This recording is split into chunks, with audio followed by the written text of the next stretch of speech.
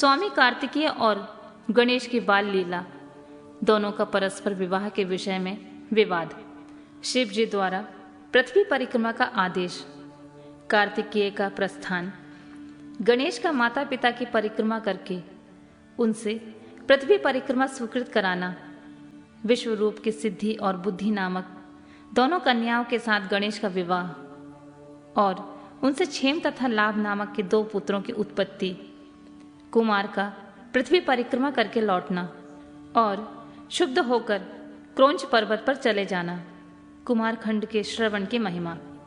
नारद जी ने पूछा, तात, मैंने गणेश के जन्म संबंधी अनुपम वृतांत तथा परम पराक्रम से विभूषित उनका दिव्य चरित्र भी सुन लिया है। सुरेश्वर, उसके बाद कौन सी घटना घटी उसका वर्णन कीजिए, क्योंकि पिताजी शिव और पार्वती का उज्जवल महान यश आनंद प्रदान करने वाला है। ब्रह्मा जी ने कहा, मुनि श्रेष्ठ, तुम तो बड़े कारुणिक हो, तुमने बड़ी उत्तम बात पूछी है। ऋषि सत्तम, अच्छा, अब मैं उसका वर्णन करता हूं, तुम ध्यान लगाकर सुनो। शिव और पार्वती अपने दोनों पुत्रों की बाल लीला देख देख कर महान प्रेम में मग्न रहने लगी। पुत्रों का लाड़ प्यार के कारण माता पिता का सुख दिनों दिन बढ़ता जाता था और वे दोनों कुमार प्रीतिपूर्वक आनंद के साथ तरह तरह की लीलाएं करते थे। मुनीश्वर, वे दोनों बालक स्वामी कार्तिक और गणेश भक्ति पूरित चित्त से सदा माता पिता की परिचर्या किया करते थे। इससे माता पिता का महान स्नेह षण्मुख और गणेश पर शुक्ल पक्ष के चंद्रमा की भांति दिनों दिन बढ़ता गया। एक समय शिव और शिवा दोनों प्रेम पूर्वक एकांत में बैठकर यूं विचार करने लगे कि ये हमारे दोनों पुत्र विवाह के योग्य हो गए हैं। अब इन दोनों का शुभ विवाह कैसे संपन्न हो। हमें तो जैसे षडानन प्यारा है, वैसे ही गणेश भी हैं। ऐसी चिंता में पड़कर वे दोनों लीलावश आनंद मग्न हो गए। मुने, माता पिता के विचार को जानकर उन दोनों पुत्रों के मन में भी विवाह की इच्छा जाग उठी। वे दोनों पहले मैं विवाह करूंगा, पहले मैं विवाह करूंगा, यूं बारंबार कहते हुए परस्पर विवाद करने लगे। तब जगत के अधीश्वर वे दोनों दंपति पुत्रों की बात सुनकर लौकिक आचार्य का आश्रय ले परम विस्मय को प्राप्त हुए। कुछ समय बाद उन्होंने अपने दोनों पुत्रों को बुलाया और उनसे इस प्रकार कहा।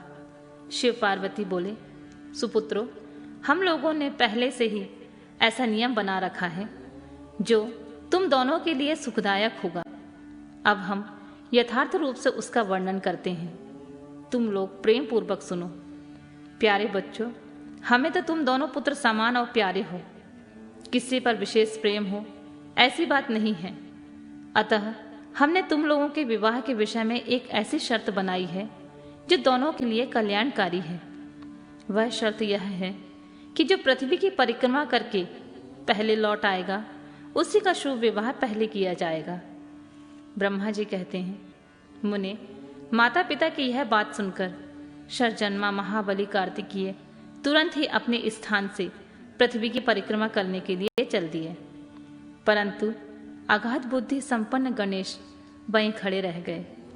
वे अपनी उत्तम बुद्धि का आश्रय ले बारंबार मन में विचार करने लगे कि अब मैं क्या करूं, कहाँ जाऊं, परिक्रमा तो मुझसे नहीं हो सकेगी, क्योंकि कोस भर चलने के बाद मुझसे आगे नहीं चला जाएगा।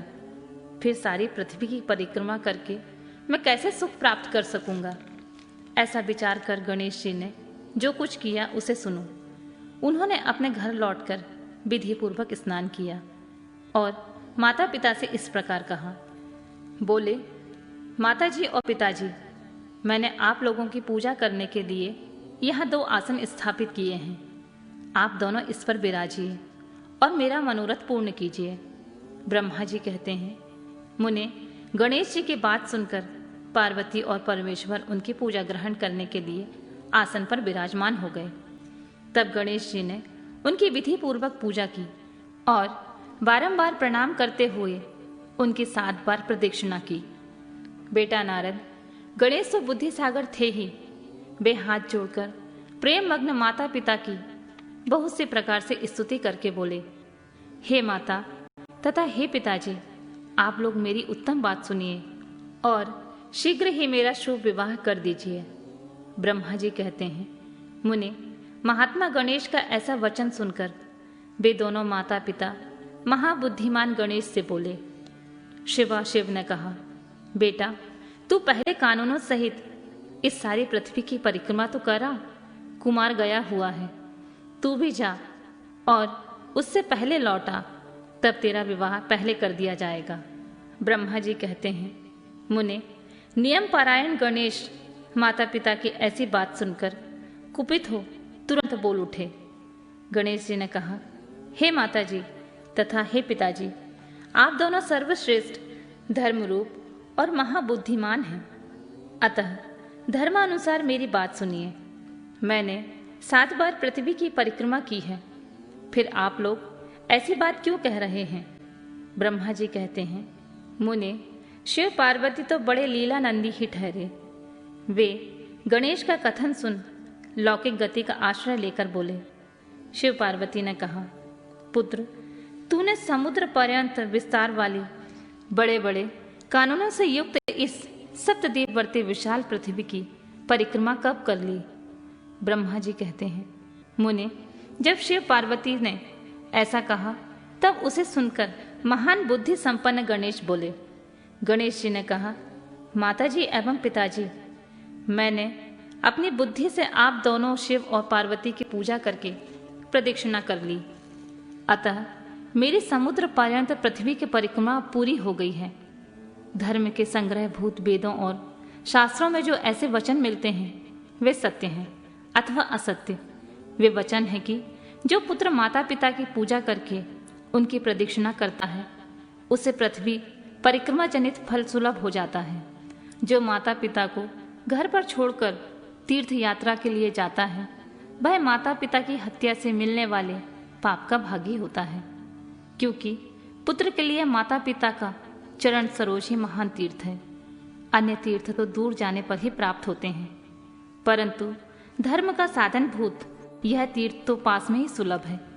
पुत्र के लिए माता पिता और स्त्री के लिए पति, ये दोनों सुंदर तीर्थ घर में ही विद्यमान हैं। ऐसा जो वेद शास्त्र निरंतर उद्घोषित करते रहते हैं उसे फिर आप लोग असत्य कर दीजिए और यह भी असत्य हो जाएगा तो निसंदेह वेद भी असत्य हो जाएगा और वेद द्वारा वर्णित आपका यह स्वरूप भी झूठा समझा जाएगा। इसलिए या तो शीघ्र ही मेरा शुभ विवाह कर दीजिए अथवा यूं कह दीजिए कि वेद शास्त्र झूठे हैं। आप दोनों धर्म रूप हैं, अतः भली भांति विचार करके इन दोनों में से जो परम उत्तम प्रतीत हो उसे प्रयत्न पूर्वक करना चाहिए। ब्रह्मा जी कहते हैं, मुने, तब जो बुद्धिमानों में श्रेष्ठ उत्तम बुद्धि संपन्न तथा महान ज्ञानी हैं वे पार्वती नंदन गणेश इतना कहकर चुप हो गए। उधर वे दोनों पति पत्नी जगदीश्वर शिव पार्वती गणेश के वचन सुनकर परम विस्मित हुए। तदनंतर वे यथार्थभाषी एवं अद्भुत बुद्धि वाले अपने पुत्र गणेश की प्रशंसा करते हुए बोले, बेटा, तू महान आत्मबल से संपन्न है, इसी से तुझ में निर्मल बुद्धि उत्पन्न हुई है। तूने जो बात कही है वह बिल्कुल सत्य है, अन्यथा नहीं। दुख का अवसर आने पर जिसकी बुद्धि विशिष्ट हो जाती है उसका दुख भी उसी प्रकार विनष्ट हो जाता है। जैसे सूर्य के उदय होते ही अंधकार, जिसके पास बुद्धि है वही बलवान है, बुद्धिहीन के पास बल कहाँ। पुत्र, वेद शास्त्र और पुराण में बालक के लिए धर्म पालन जैसी बात कही गई है वह सब तूने पूरी कर ली है। तूने जो बात की है वह दूसरा कौन कर सकता है। हमने तेरी बात मान ली है, अब इसके विपरीत नहीं करेंगे। ब्रह्मा जी कहते हैं, नारद, यूं कहकर उन दोनों ने बुद्धि सागर गणेश को सांत्वना दी और फिर वे उनके विवाह के संबंध में उत्तम विचार करने लगे। इसी समय जब प्रसन्न बुद्धि वाले प्रजापति विश्वरूप को शिव जी के उद्योग का पता चला तब उस पर विचार करके उन्हें परम सुख प्राप्त हुआ। उन प्रजापति विश्वरूप के दिव्य रूप संपन्न एवं सर्वांग शोभना 2 सुंदरी कन्या थीं, जिनका नाम सिद्धि और बुद्धि था। भगवान शंकर और गिरजा ने उन दोनों के साथ हर्षपूर्वक गणेश का विवाह संस्कार संपन्न कराया। उस विवाह के अवसर पर संपूर्ण देवता प्रसन्न होकर पधारे। उस समय शिव और पार्वती का जैसा मनोरथ था, उसी के अनुसार विश्वकर्मा ने यह विवाह किया। उसे देखकर ऋषियों तथा देवताओं को परम हर्ष प्राप्त हुआ। मुने गणेश जी को भी उन दोनों पत्नियों के मिलने से जो सुख प्राप्त हुआ, उसका वर्णन नहीं किया जा सकता। कुछ काल के पश्चात महात्मा गणेश के उन दोनों पत्नियों से 2 दिव्य पुत्र उत्पन्न हुए।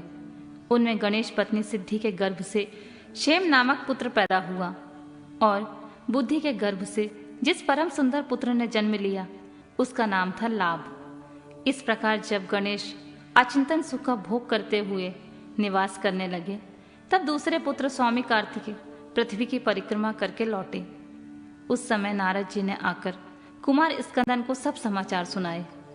उन्हें सुनकर कुमार के मन में बड़ा क्षोभ हुआ और वे माता पिता शिवाशिव के द्वारा रोके जाने पर भी न रुककर कौंज पर्वत की ओर चले गए।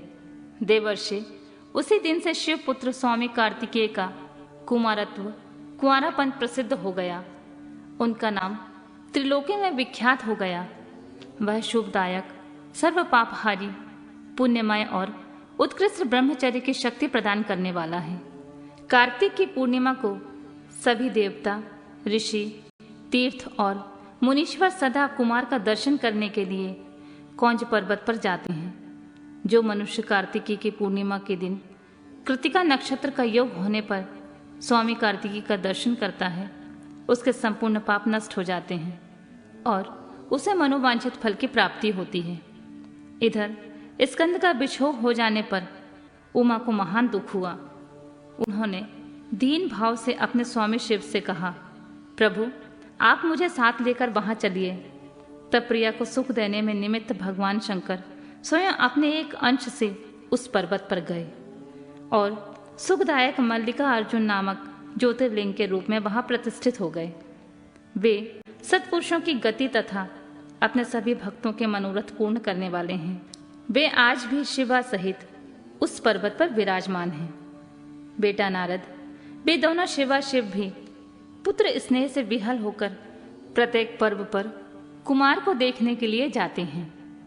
अमावस्या के दिन वहां स्वयं शंभु पधारते हैं और पूर्णिमा के दिन पार्वती जी आती हैं।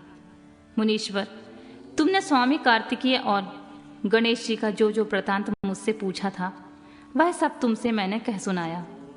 इसे सुनकर बुद्धिमान मनुष्य समस्त पापों से मुक्त हो जाता है और उसकी सभी शुभकामनाएं पूर्ण हो जाती हैं।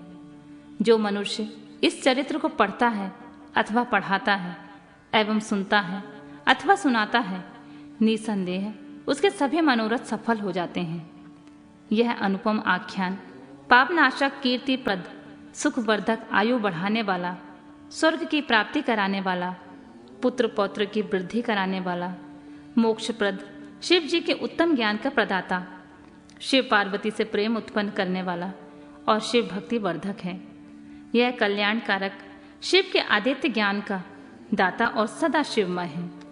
अतः मोक्षकामी और निष्काम भक्तों को सदा इसका श्रवण करना चाहिए।